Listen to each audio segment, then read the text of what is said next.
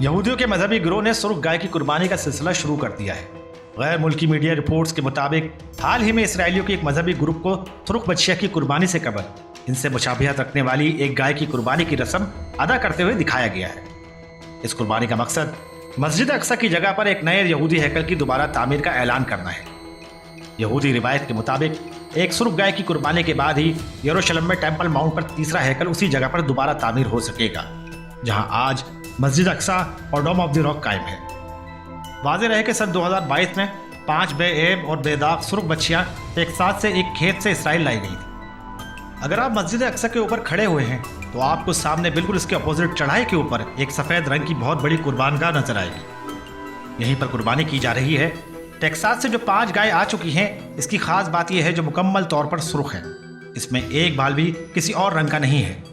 इस वक्त वो सुर्ख बछड़े गैर कानूनी इसराइली बस्ती शेलो में है। वहीं इन 5 बछड़ों को रखा गया है।